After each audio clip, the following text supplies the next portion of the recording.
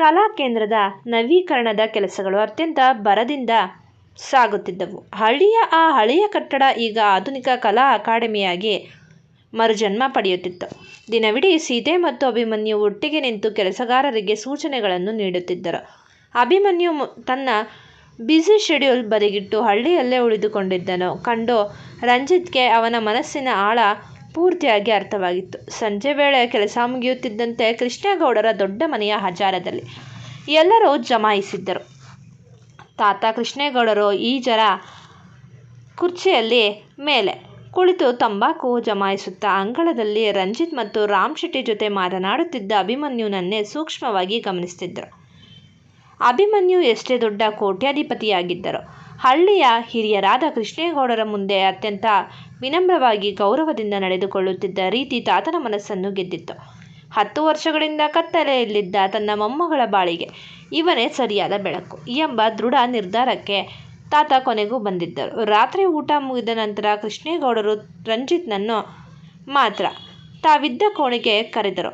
ಅವರ ಮುಖದಲ್ಲಿ ಒಂದು ದೊಡ್ಡ ಜವಾಬ್ದಾರಿಯ ಗಾಂಭೀರ್ಯವಿತ್ತು. ರಂಜು, ಇಲ್ಲಿ ಬಾ ಮಗ ಎಂದರು ಕೃಷ್ಣೇಗೌಡರು. ಏನಪ್ಪ, ಏನೋ ಯೋಚನೆ ಮಾಡ್ತಾ ಇದ್ದೀರಾ ಎಂದು ರಂಜಿತ್ ಹತ್ತಿರ ಬಂದು ಕೇಳಿದನು. ಕೃಷ್ಣೇಗೌಡರು ದೀರ್ಘವಾಗಿ ನಿಟ್ಟುಸಿರಿಟ್ಟು, ನೋಡು ರಂಜು, ವಿಧಿ ನಮ್ಮ ಸೀತೆಯ ಬದುಕಿನಲ್ಲಿ ಮೊದಲೇ ದೊಡ್ಡ ಆಟ ಆಡಿಬಿಟ್ಟಿದೆ. 10 ವರ್ಷ ಅವಳು ಅನುಭವಿಸಿದ ನರಕ ಸಾಕು. ಆದರೆ ಇವತ್ತು ಆ ಬೆಂಗಳೂರಿನ ಅಭಿಮನ್ಯು ಬಾಬು ಇಡೀ ಜಗತ್ತಿನ ಎದುರು ನಮ್ಮ ಮಗಳ ಗೌರವ ಕಾಪಾಡಿದ್ದಾರೆ. ಅವಳ ಕಣ್ಣಲ್ಲಿರೋ ಕಣ್ಣೀರನ್ನು ಒರೆಸಿದ್ದಾರೆ. ಆ ಬಾಬುವಿನ ಕಣ್ಣಲ್ಲಿ ನಮ್ಮ ಸೀತೆಯ ಬಗ್ಗೆ ಇರೋ ಕಾಳಜಿ, ಗೌರವ ಸಾಮಾನ್ಯದ್ದಲ್ಲ ಮಗ. ನಿನ್ನ ಗೆಳೆಯ ಅಭಿಮನ್ಯು ನಮ್ಮ ಸೀತೆಯ ಕೈ ಹಿಡಿದ್ರೆ ಈ ಮುದುಕ ನೆಮ್ಮದಿಯಾಗಿ ಕಣ್ಣು ಮುಚ್ಚಬಹುದು. ನಿನ್ನ ಮನಸ್ಸಿನಲ್ಲಿ ಏನಿದೆ ಎಂದು ನೇರವಾಗಿ ಕೇಳಿದರು. ರಂಜಿತ್ ಮುಗುಳ್ನಗುತ್ತಾ ತಾತನ ಕೈ ಹಿಡಿದುಕೊಂಡನು. ತಾತ, ನನಗೂ ಇದಕ್ಕಿಂತ ದೊಡ್ಡ ಖುಷಿ ಬೇರೊಂದಿಲ್ಲ. ಅಭಿಮನ್ಯು ಕೇವಲ ನನ್ನ ಗೆಳೆಯನಲ್ಲ, ತಂಗಿಯ ಬದುಕಿಗೆ ರಕ್ಷಣೆ ಕೊಡಬಲ್ಲ ಸಿಂಹ ಅವನು. ಆದರೆ ಅವರಿಬ್ಬರ ಮನಸ್ಸಿನ ಮಾತು ನಮಗೆ ಪೂರ್ತಿಯಾಗಿ ಗೊತ್ತಾಗಬೇಕು. ನಾಳೆ ನಾನು ಈ ವಿಷಯದ ಬಗ್ಗೆ ಅಭಿಯ ಹತ್ರ ಮುಕ್ತವಾಗಿ ಮಾತಾಡ್ತೀನಿ ಎಂದು ಭರವಸೆ ನೀಡಿದನು. ಮಾರನೇ ದಿನ ಬೆಳಿಗ್ಗೆ ತೋಟದ ಕಡೆಗೆ ಕಾಫಿ ತೋಟದ ಹಸಿರನ್ನು ನೋಡಲು ಅಭಿಮನ್ಯು ಒಬ್ಬನೇ ನಡೆದು ಹೋಗುತ್ತಿದ್ದನು. ಅಲ್ಲಿನ ತಂಗಾಳಿ, ಮಲ್ಲಿಗೆಯ ಸುಗಂಧ ಅವನ ಮನಸ್ಸಿಗೆ ನೆಮ್ಮದಿ ನೀಡುತ್ತಿತ್ತು. ಅದೇ ಸಮಯದಲ್ಲಿ ಸೀತೆ ತಾಯಿಗೆ ಸಹಾಯ ಮಾಡಲು ತೋಟದ ಹಾದಿಯಲ್ಲಿ ನಡೆದು ಬರುತ್ತಿದ್ದಳು. ಅಭಿಮನ್ಯುನನ್ನು ಕಂಡ ತಕ್ಷಣ ಸೀತೆ ಅಲ್ಲಿಯೇ ಹೆಜ್ಜೆ ತಡೆದು ನಿಂತಳು. ಬೆಳಗಿನ ಸೂರ್ಯನ ಎಳೆಬಿಸಿಲು ಅವಳ ಮುಖದ ಮೇಲೆ ಬಿದ್ದಾಗ ಅವಳು ಸಾಕ್ಷಾತ್ ಪ್ರಕೃತಿಯ ದೇವತೆಯಂತೆ ಕಂಗೊಳಿಸುತ್ತಿದ್ದಳು. ಅಭಿಮನ್ಯು ನಿಧಾನವಾಗಿ ಅವಳ ಹತ್ತಿರ ನಡೆದು ಬಂದನು. ಬೆಳಿಗ್ಗೆಯೇ ತೋಟದ ಕಡೆ ಹೊರಟಿದ್ದೀರಲ್ಲ ಸೀತೆಯವರೇ ಎಂದು ಮೃದುವಾಗಿ ಕೇಳಿದನು. ಸೀತೆ ತಲೆ ತಗ್ಗಿಸಿ ನಾಚಿಕೆಯಿಂದ ತನ್ನ ಸೀರೆಯ ಅಂಚನ್ನು ಬೆರಳುಗಳಲ್ಲಿ ಸುತ್ತುತ್ತಿರುವಾಗ ಅವಳ ಹೃದಯದ ಬಡಿತ ಜೋರಾಗಿತ್ತು. ಹೌದು ಸರ್, ಅಮ್ಮನಿಗೆ ಸ್ವಲ್ಪ ಕೆಲಸ ಇತ್ತು. ಬೆಂಗಳೂರಿನಿಂದ ಬಂದು ನೀವು ಹಳ್ಳಿಯಲ್ಲೇ ಉಳಿದುಕೊಂಡಿದ್ದೀರಾ? ಆಫೀಸ್ ಕೆಲಸಗಳಿಗೆ ತೊಂದರೆಯಾಗುತ್ತಿಲ್ಲವೇ ಎಂದು ಕಾಳಜಿಯಿಂದ ಕೇಳಿದಳು. ಅಭಿಮನ್ಯು ಅತ್ಯಂತ ಆಳವಾಗಿ ಅವಳ ಕಣ್ಣುಗಳನ್ನು ದಿಟ್ಟಿಸುತ್ತಾ ಹೇಳಿದನು. ಬೆಂಗಳೂರಿನ 100 ಕೋಟಿಯ ಬಿಸ್ನೆಸ್ಗಿಂತ ಈ ಹಳ್ಳಿಯ ಕಲಾ ಕೇಂದ್ರದಲ್ಲಿ ನಿಮ್ಮ ಮುಖದಲ್ಲಿರೋ ಈ ನಗುವನ್ನು ನೋಡೋದ್ರಲ್ಲೇ ನನಗೆ ಅತಿ ದೊಡ್ಡ ತೃಪ್ತಿ ಸಿಗ್ತಾ ಇದೆ ಸೀತೆ. ಈ ನೆಮ್ಮದಿ ನನಗೆ ಎಲ್ಲೂ ಸಿಕ್ಕಿರಲಿಲ್ಲ. ಅವನ ಆ ನೇರವಾದ ಮಾತುಗಳಲ್ಲಿದ್ದ ಪ್ರೀತಿಯ ತೀವ್ರತೆಗೆ ಸೀತೆಯ ಮುಖ ಕೆಂಪಾಯಿತು. ಅವಳಿಗೆ ಏನೂ ಮಾತನಾಡಲು ತೋಚದೆ ಕೇವಲ ಮುಗುಳ್ನಕ್ಕು ಅಲ್ಲಿಂದ ನಿಧಾನವಾಗಿ ಹೆಜ್ಜೆ ಹಾಕಿದಳು. ಅಭಿಮನ್ಯು ಅವಳು ಹೋಗುವ ಹಾದಿಯನ್ನೇ ಅತ್ಯಂತ ಆರಾಧನೆಯಿಂದ ನೋಡುತ್ತಾ ನಿಂತಿದ್ದನು. ಮಧ್ಯಾಹ್ನದ ವೇಳೆ ಅಭಿಮನ್ಯುವಿನ ಫೋನ್ ಮೊಳಗಿತು. ಅದು ಬೆಂಗಳೂರಿನಿಂದ ಅವನ ತಂದೆ ಜಗದೀಶ್ ಪ್ರಸಾದ್ ರಾಜ್ಗುರು ಮಾಡಿದ ಕರೆಯಾಗಿತ್ತು. ಅಭಿಮನ್ಯು, ಹಳ್ಳಿಯ ಕಲಾ ಕೇಂದ್ರದ ಆರಂಭಿಕ ಕೆಲಸಗಳು ಮುಗಿದಿದ್ದರೆ ತಕ್ಷಣವೇ ಬೆಂಗಳೂರಿಗೆ ಹೊರಟು ಬಾ. ನಿನ್ನ ತಾಯಿ ದೇವಿಕಾ ಮತ್ತು ನಾನು ಒಂದು ಅತ್ಯಂತ ಪ್ರಮುಖವಾದ ವಿಷಯದ ಬಗ್ಗೆ ಮಾತನಾಡಬೇಕಾಗಿದೆ. ನಾಳೆ ಬೆಳಿಗ್ಗೆ ನಾವು ಒಂದು ದೊಡ್ಡ ನಿರ್ಧಾರ ತಗೊಳ್ತಾ ಇದ್ದೀವಿ ಎಂದರು ಜಗದೀಶ್ ಪ್ರಸಾದ್. ಅಭಿಮನ್ಯು ಆಶ್ಚರ್ಯದಿಂದ, ಏನು ವಿಷಯ ಅಪ್ಪ ಎಂದು ಕೇಳಿದಾಗ ಜಗದೀಶ್ ಪ್ರಸಾದ್, ನೀನು ಮನೆಗೆ ಬಾ, ಆಮೇಲೆ ಹೇಳ್ತೀನಿ ಎಂದು ಫೋನ್ ಇಟ್ಟರು. ಅಭಿಮನ್ಯು ಬೆಂಗಳೂರಿಗೆ ಹೊರಡಲು ಸಿದ್ಧನಾಗುತ್ತಿದ್ದಂತೆ ರಂಜಿತ್ ಅವನ ಹತ್ತಿರ ಬಂದು ಬೆನ್ನು ತಟ್ಟಿದನು. ಅಭಿ, ನೀನು ಬೆಂಗಳೂರಿಗೆ ಹೋಗಿ ಬಾ, ಆದರೆ ನೆನಪಿರಲಿ, ಇನ್ನು 2 ದಿನದಲ್ಲಿ ಕಲಾ ಕೇಂದ್ರದ ಉದ್ಘಾಟನೆ ಇದೆ. ಅಂದು ನೀನು ಮತ್ತು ನಿನ್ನ ಇಡೀ ಕುಟುಂಬ ನಮ್ಮ ಹಳ್ಳಿಯ ದೊಡ್ಡ ಮನೆಗೆ ಬರಲೇಬೇಕು. ತಾತ ನಿಮಗಾಗಿ ಒಂದು ವಿಶೇಷವಾದ ಸರ್ಪ್ರೈಸ್ ರೆಡಿ ಇಟ್ಟಿದ್ದಾರೆ ಎಂದನು ಕಣ್ಣು ಹೊಡೆಯುತ್ತಾ. ಅಭಿಮನ್ಯು ಗಲಿಬಿಲಿಯಿಂದಲೇ ತಲೆ ಅಲ್ಲಾಡಿಸಿ ಬೆಂಗಳೂರಿನ ಕಡೆಗೆ ಪ್ರಯಾಣ ಬೆಳೆಸಿದನು. ಅವನಿಗೆ ತಿಳಿಯದಂತೆ ಇತ್ತ ಹಳ್ಳಿಯಲ್ಲಿ ಮತ್ತು ಅತ್ತ ಬೆಂಗಳೂರಿನ ರಾಜಗುರು ನಿವಾಸದಲ್ಲಿ ಇವರಿಬ್ಬರ ಮದುವೆಯ ಶುಭ ಮುಹೂರ್ತದ ದೊಡ್ಡ ಸಿದ್ಧತೆಯೇ ಹಿನ್ನೆಲೆಯಲ್ಲಿ ಆರಂಭವಾಗಿತ್ತು. ಬೆಂಗಳೂರಿನತ್ತ ಸಾಗುತ್ತಿದ್ದ ರೇಂಜ್ ರೋವರ್ ಕಾರ್ನಲ್ಲಿ ಕುಳಿತಿದ್ದ ಅಭಿಮನ್ಯುನ ಮನಸ್ಸು ಮಾತ್ರ ಹಳ್ಳಿಯ ಆ ಹಸಿರು ತೋಟದ ಹಾದಿಯಲ್ಲೇ ಉಳಿದು ಹೋಗಿತ್ತು. ತಂದೆ ಜಗದೀಶ್ ಪ್ರಸಾದ್ ಫೋನ್ ಮಾಡಿ ತುರ್ತಾಗಿ ಬರಲು ಹೇಳಿದ ಧ್ವನಿಯಲ್ಲಿದ್ದ ಗಾಂಭೀರ್ಯ ಅವನಿಗೆ ನೂರಾರು ಯೋಚನೆಗಳನ್ನು ತಂದಿಟ್ಟಿತ್ತು.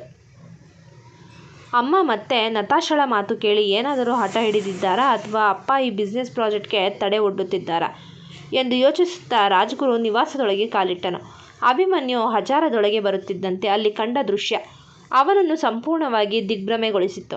ಅಲ್ಲಿ ಯಾವುದೇ ಜಗಳದ ವಾತಾವರಣವಿರಲಿಲ್ಲ. ಬದಲಿಗೆ ಟೇಬಲ್ನ ಮೇಲೆ ಬಗೆ ಬಗೆಯ ಸಾಂಪ್ರದಾಯಿಕ ರೇಷ್ಮೆ ಸೀರೆಗಳು, ಚಿನ್ನದ ಆಭರಣಗಳ ಪೆಟ್ಟಿಗೆಗಳು ಮತ್ತು ಮದುವೆಯ ನಿಶ್ಚಿತಾರ್ಥದ ತಾಂಬೂಲದ ತಟ್ಟೆಗಳನ್ನು ಜೋಡಿಸಲಾಗಿತ್ತು. ಅಭಿಮನ್ಯು ಆಶ್ಚರ್ಯದಿಂದ ಅಪ್ಪ ಅಮ್ಮ ಏನಿದು ಇಷ್ಟೊಂದು ಸಿದ್ಧತೆ, ಯಾರ ಮದುವೆ ಎಂದು ಕೇಳಿದನು. ಅಷ್ಟರಲ್ಲೇ ತಟ್ಟೆಯೊಂದನ್ನು ಹಿಡಿದು ನಗುತ್ತಾ ಹೊರಬಂದ ತಂಗಿ ಅಹಲ್ಯ. ಇನ್ನಾದರೂ ಅಣ್ಣ, ಇಡೀ ಬಿಸ್ನೆಸ್ ಜಗತ್ತನ್ನೇ ನಡುಗಿಸೋ ನಮ್ಮ CEO ಅಭಿಮನ್ಯು ರಾಜ್ಗುರು ಅವರ ಮದುವೆಗೆ ಸಿದ್ಧತೆ ನಡೀತಾ ಇದೆ ಎಂದಳು ತಮಾಷೆ ಮಾಡ್ತಾ. ದೇವಿಕಾ ರಾಜ್ಗುರು ಅವರು ಮಗನ ಹತ್ತಿರ ಬಂದು ಪ್ರೀತಿಯಿಂದ ಅವನ ಕೆನ್ನೆ ಸವರಿದರು. ಅಭಿ, ಅಂದು ಆ ಸೀತೆ ನಮ್ಮ ದೇವರ ಕೋಣೆಯಲ್ಲಿ ಪೂಜೆ ಮಾಡುತ್ತಾ ಸುಪ್ರಭಾತ ಹಾಡಿದ್ದನ್ನು ನೋಡಿದ ಮೇಲೆಯೇ ನನ್ನ ಮನಸ್ಸು ಬದಲಾಗಿತ್ತು ಮಗನೇ. ಆ ಹೆಣ್ಣಿನ ಮುಗ್ಧತೆ, ಸಂಸ್ಕಾರ ನಮ್ಮ ಮನೆಗೆ ಬರಲೇಬೇಕು. ನಿನ್ನ ಕಣ್ಣಲ್ಲೂ ಅವಳ ಮೇಲಿರೋ ಗೌರವ ನನಗೆ ಕಾಣಿಸಿದೆ. ಅದಕ್ಕೆ ನಿಮ್ಮಿಬ್ಬರ ಮದುವೆ ಮಾಡಿಸಬೇಕು ಅಂತ ನಾವೇ ಈ ನಿರ್ಧಾರ ತಗೊಂಡಿದ್ದೀವಿ ಎಂದರು ಹೆಮ್ಮೆಯಿಂದ. ಜಗದೀಶ್ ಪ್ರಸಾದ್ ಎದ್ದು ಬಂದು ಮಗನ ಹೆಗಲ ಮೇಲೆ ಕೈ ಇಟ್ಟರು. ಹೌದು ಅಭಿಮನ್ಯು, ಸೀತೆಯ ತಾತ ಕೃಷ್ಣೇಗೌಡರು ಹಳ್ಳಿಯ ದೊಡ್ಡ ಮನುಷ್ಯರು. ಅವರ ಘನತೆಗೆ ತಕ್ಕ ಹಾಗೆ ನಾವು ನಾಳೆ ಹಳ್ಳಿಯಲ್ಲೇ ನಡೆಯೋ ಕಲಾಕೇಂದ್ರದ ಉದ್ಘಾಟನೆಗೆ ಅಧಿಕೃತವಾಗಿ ಮದುವೆಯ ಪ್ರಸ್ತಾಪ ತಗೊಂಡು ಹೋಗ್ತಾ ಇದ್ದೀನಿ. ಇದು ನಿನ್ನ ಅಪ್ಪ ಅಮ್ಮ ಕೊಡ್ತಾ ಇರೋ ಸರ್ಪ್ರೈಸ್ ಎಂದಾಗ ಅಭಿಮನ್ಯುನ ಮುಖದಲ್ಲಿ ಕೋಟಿ ದೀಪ ಬೆಳಗಿಗಿಂತ ಸಂತೋಷ ಮೂಡಿತ್ತು. ಅವನು ತಂಗಿ ಅಹಲ್ಯಾಳನ್ನು ಮತ್ತು ಅಪ್ಪ ಅಮ್ಮನನ್ನು ನೋಡಿ ಭಾವುಕನಾಗಿ ನಕ್ಕನು. ಮಾರನೇ ದಿನ ಹಳ್ಳಿಯಲ್ಲಿ ಹಬ್ಬದ ಸಡಗರ ಮನೆ ಮಾಡಿತ್ತು. ನೂತನವಾಗಿ ನಿರ್ಮಾಣಗೊಂಡಿದ್ದ ರಾಜ್ಗುರು ಕಲಾ ಅಕಾಡೆಮಿಯ ಮುಂಭಾಗವನ್ನು ಮಾವಿನ ಎಲೆ, ಬಣ್ಣ ಬಣ್ಣದ ಹೂಗಳಿಂದ ಶೃಂಗರಿಸಲಾಗಿತ್ತು. ಹಳ್ಳಿಯ ಜನರೆಲ್ಲ ನೆರೆದಿದ್ರು. ಸೀತೆ ಕೆಂಪು ಅಂಚಿನ ಬಿಳಿ ರೇಷ್ಮೆ ಸೀರೆಯನ್ನು ಉಟ್ಟು ದೇವತೆಯಂತೆ ಕಂಗೊಳಿಸ್ತಾ ಅಣ್ಣ ರಂಜಿತ್ ಜೊತೆ ಅತಿಥಿಗಳಿಗಾಗಿ ಕಾಯುತ್ತಿದ್ದಳು. ಅಷ್ಟರಲ್ಲೇ ಹಳ್ಳಿಯ ರಸ್ತೆಯಲ್ಲಿ ಸಾಲಾಗಿ ಐಷಾರಾಮಿ ರೇಂಜ್ ರೋವರ್ ಕಾರುಗಳ ದಂಡು ರಾಜ ಗಾಂಭೀರ್ಯದಿಂದ ಬಂದು ನಿಂತಿತ್ತು. ಕಾರಿನಿಂದ ಮೊದಲು ಇಳಿದಿದ್ದು ರಾಮ್ ಶೆಟ್ಟಿ. ತಕ್ಷಣವೇ ಅವನು ಕಾರಿನ ಬಾಗಿಲು ತೆರೆದಾಗ ಅಲ್ಲಿಂದ ರೇಷ್ಮೆ ಪಂಚೆ ಶರ್ಟ್ ಧರಿಸಿದ ಚೇರ್ಮನ್ ಜಗದೀಶ್ ಪ್ರಸಾದ್ ಸಾಂಪ್ರದಾಯಿಕ ಸೀರೆಯಲ್ಲಿ ದೇವಿಕಾ ರಾಜ್ಗುರು ಮತ್ತು ಸಡಗರದಿಂದ ಅಹಲ್ಯ ಇಳಿದರು. ಅವರ ಹಿಂದಿನ ಕಾರಿನಿಂದ ಭವ್ಯವಾಗಿ ಇಳಿದ ಅಭಿಮನ್ಯು ಕಡು ನೀಲಿ ಬಣ್ಣದ ರೇಷ್ಮೆ ಜುಬ್ಬ ಧರಿಸಿ ಸಾಕ್ಷಾತ್ ರಾಜಕುಮಾರನಂತೆ ಕಾಣ್ತಿದ್ದನು. ಅವನ ಇಡೀ ಕುಟುಂಬ ಇಷ್ಟು ಸಾಂಪ್ರದಾಯಿಕವಾಗಿ ಹಳ್ಳಿಗೆ ಬಂದಿದ್ದನ್ನು ಕಂಡು ಊರಿನವರೆಲ್ಲರೂ ಬೆರಗಾದರು. ರಂಜಿತ್ ಮತ್ತು ತಾತ ಕೃಷ್ಣೇಗೌಡರು ಮುಂದೆ ಬಂದು ಜಗದೀಶ್ ಪ್ರಸಾದ್ ಅವರ ಕೈ ಹಿಡಿದು ಗೌರವದಿಂದ ಸ್ವಾಗತಿಸಿದ್ದರು. ಸೀತೆ ತಲೆ ತಗ್ಗಿಸಿ ಅಭಿಮನ್ಯುನ ಕಡೆ ಕಣ್ಣೆತ್ತಿ ನೋಡಿದಾಗ ಅವನು ಅವನನ್ನೇ ಅತ್ಯಂತ ಪ್ರೀತಿಯಿಂದ ದಿಟ್ಟಿಸುತ್ತಿರುವುದು ಕಂಡು ಅವಳ ಕೆನ್ನೆಗಳು ನಾಚಿಕೆಯಿಂದ ಕೆಂಪಾದವು. ಕಲಾ ಕೇಂದ್ರದ ರಿಬ್ಬನ್ ಕತ್ತರಿಸಿ ಅತ್ಯಂತ ಯಶಸ್ವಿಯಾಗಿ ಉದ್ಘಾಟನೆ ಮುಗಿದ ನಂತರ ಇಡೀ ರಾಜ್ಗುರು ಕುಟುಂಬದವರು ಕೃಷ್ಣೇಗೌಡರ ದೊಡ್ಡ ಮನೆಯ ಭವ್ಯ ಹಜಾರಕ್ಕೆ ಬಂದರು. ಕೃಷ್ಣೇಗೌಡರು ಮತ್ತು ಕನಕಮ್ಮ ಅವರಿಗೆ ಮರ್ಯಾದೆಯಿಂದ ಆಸನಗಳನ್ನು ನೀಡಿ ಸತ್ಕರಿಸಿದರು. ಎಲ್ಲರೂ ಕುಳಿತ ನಂತರ ಜಗದೀಶ್ ಪ್ರಸಾದ್ ರಾಜ್ಗುರು ಅವರು ತಾವೇ ಸ್ವತಃ ಎದ್ದು ನಿಂತು ಕೃಷ್ಣೇಗೌಡರ ಹತ್ತಿರ ನಡೆದು ಬಂದು ಅವರ ಕೈಗಳನ್ನು ತಮ್ಮ ಕೈಯೊಳಗೆ ತೆಗೆದುಕೊಂಡರು. ಹಜಾರದಲ್ಲಿ ಸಂಪೂರ್ಣ ಮೌನ ಆವರಿಸಿತ್ತು. ಜಗದೀಶ್ ಪ್ರಸಾದ್ ಅತ್ಯಂತ ವಿನಮ್ರವಾಗಿ ಹೇಳಿದರು, ಗೌಡ್ರೆ, ನಾವು ಇವತ್ತು ಇಲ್ಲಿಗೆ ಕೇವಲ ಬಿಸ್ನೆಸ್ ಪಾರ್ಟ್ನರ್ಸ್ ಆಗಿ ಬಂದಿಲ್ಲ. ನಿಮ್ಮ ಮನೆಯ ಮಹಾಲಕ್ಷ್ಮಿ, ಕಲೆಯ ಗಣಿ ಸೀತೆ ನಮ್ಮ ಕುಟುಂಬದ ಕಣ್ಣನ್ನು ತೆರೆಸಿದ್ದಾಳೆ. ನನ್ನ ಮಗ ಅಭಿಮನ್ಯು ಇವತ್ತಿನವರೆಗೂ ಯಾರ ಮುಂದೇನೂ ತಲೆ ಬಾಗಿದವನಲ್ಲ. ಆದರೆ ನಿಮ್ಮ ಮೊಮ್ಮಗಳ ಯೋಗ್ಯತೆಯ ಮುಂದೆ ಅವನು ಕರಗಿ ಹೋಗಿದ್ದಾನೆ. ನಿಮ್ಮ ಒಪ್ಪಿಗೆ ಇದ್ದರೆ ನಿಮ್ಮ ಮುದ್ದಿನ ಮೊಮ್ಮಗಳು ಸೀತೆಯನ್ನು ನಮ್ಮ ರಾಜ್ಗುರು ಸಾಮ್ರಾಜ್ಯದ ಏಕೈಕ ಸೊಸೆಯಾಗಿ ನನ್ನ ಮಗ ಅಭಿಗೆ ಕೊಟ್ಟು ಮದುವೆ ಮಾಡಿಕೊಡ್ತೀರಾ ಅಂತ ಕೇಳೋಕೆ ಬಂದಿದ್ದೀವಿ. ಇದು ನಮ್ಮ ಕುಟುಂಬದ ಭಾಗ್ಯ ಎಂದು ಅಧಿಕೃತವಾಗಿ ಮದುವೆಯ ತಾಂಬೂಲದ ತಟ್ಟೆಯನ್ನು ಮುಂದಿಟ್ಟಿದ್ದರು.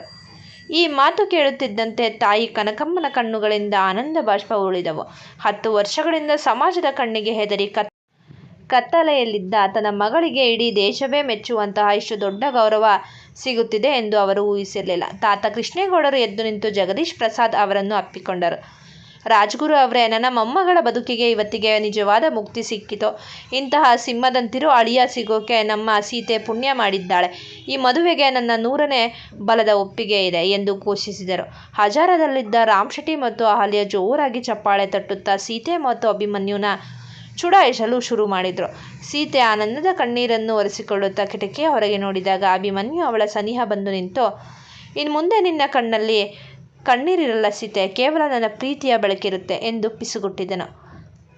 ಈ ಕತೆ ನಿಮಗೆ ಇಷ್ಟವಾಗಿದ್ದಲ್ಲಿ ಕತೆಯನ್ನು ವೀಕ್ಷಿಸಿದ ನಂತರ ದಯಮಾಡಿ ನಮ್ಮ ಚಾನಲ್ಗೆ ಸಬ್ಸ್ಕ್ರೈಬ್ ಮಾಡಿ, ಶೇರ್ ಮಾಡಿ ಮತ್ತು ಕಮೆಂಟ್ ಮಾಡಿ ನಮ್ಮ ಚಾನಲ್ಗೆ ಪ್ರೋತ್ಸಾಹಿಸಿ. ಧನ್ಯವಾದಗಳು.